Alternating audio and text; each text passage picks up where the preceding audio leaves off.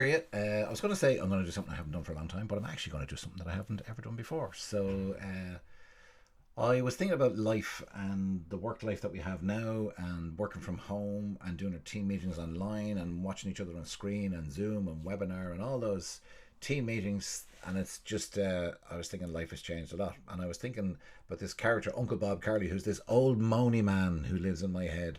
What would he say about these team meetings and how he gets it? So I thought, actually, you know what? I let him tell a story of a Zoom meeting that mightn't have gone as it was supposed to go.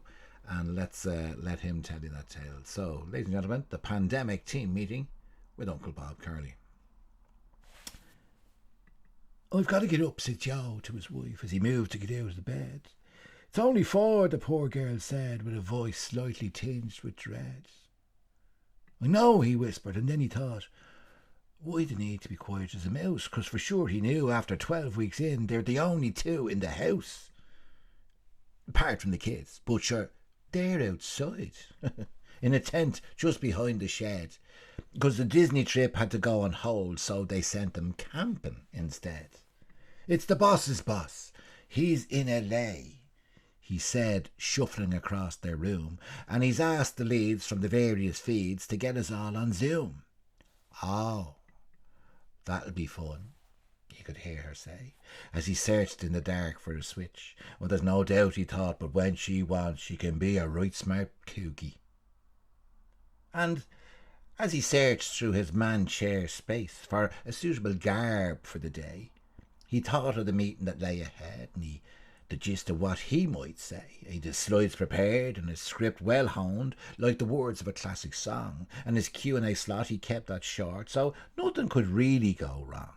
So he found a shirt, not too hip, not too square, slightly creased, but looked just right. So he put it on. Like most of his clothes, it felt pandemically tight. Because with 6 meals a day and snacks in between and a few cans while watching TV and no walks to the chippy, the weight slope was slippy and he gained a kilo or three. But he managed to squeeze his new size in with the buttons taking the strain. But it wasn't his fault, he told his guilt. Sure, he couldn't get out to train. Because in his head before all this, he was an active, well-fit bloke. But in truth he was most likely found on the couch cultivating a stroke. So he made his way to the downstairs loo with his laptop clutched to his chest. Why the loo, you might ask? Well, for internet tasks, that's where the Wi-Fi works the best. And he popped inside, he closed over the door, and he checked a few things in advance. Notes, slides, passcode, quick brush of the hair, then oh God, he'd forgotten his pants. But too late now. It was time to begin, and the team were all joining with haste, so he felt relieved that his webcam just showed his image but up from the waist. Then one by one his colleagues joined, and his screen filled up with squares, each one containing a lockdown soul joining him under the stairs. And a thought crossed his mind as he gazed on his screen. There was nobody here that he knew.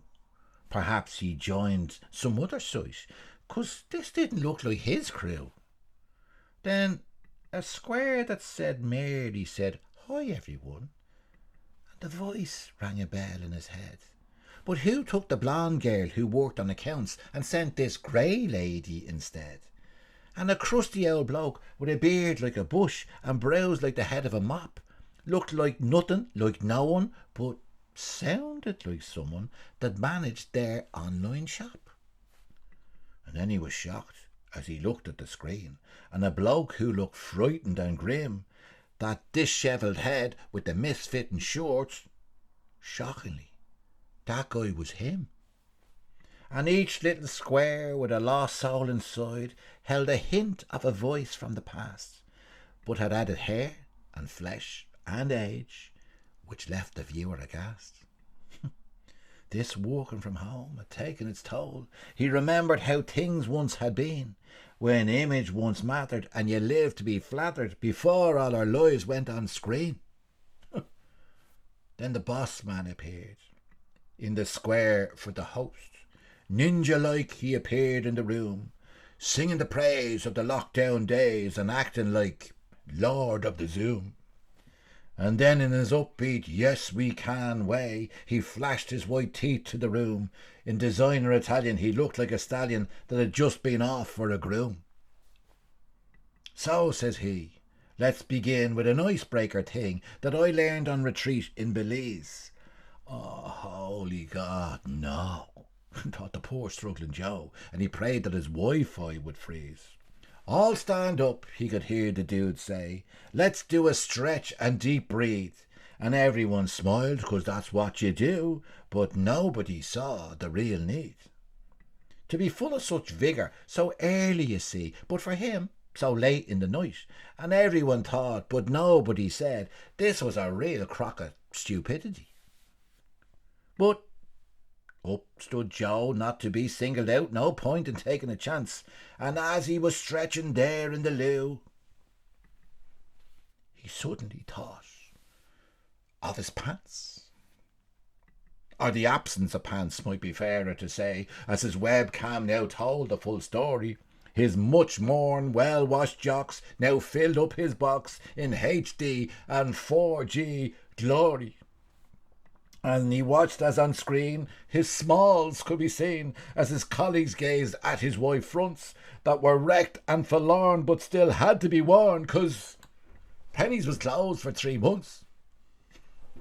And fast as a light he thought Joe, fight or flight, and decided to run as you would. So he closed down his call and crept out of the hall, and he vowed he would hide there for good. Maybe nobody saw. Maybe only just him. He relaxed, but before he could think, his phone started buzzing and pinging and dinging. Its screen flashed and twinkled and blinked, and message alerts from all over the globe filled his inbox with witty reflections and screenshots and memes, the stuff of bad dreams, which spread like a viral infection. He was goosed, he was cooked, he was right Donald Ducked. He could never again leave this room, 'cause experience had shown he'd be ever more known as the trouserless man on the Zoom. So he crawled back to bed with a much disturbed head, and his missus asked how it all went.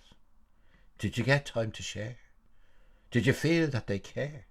Was your boss there? He's a real gent. So he told her the story of his moment of glory, and her laughter rocked him to and fro, and through laughter and tears he could hear her mean jeers. I'm married to Tatty Drawers Joe. So the moral, my friends, as this story ends, as Joe's wounded pride now gets nursed, when you're going online, won't you check every time and make sure you've your trousers on first?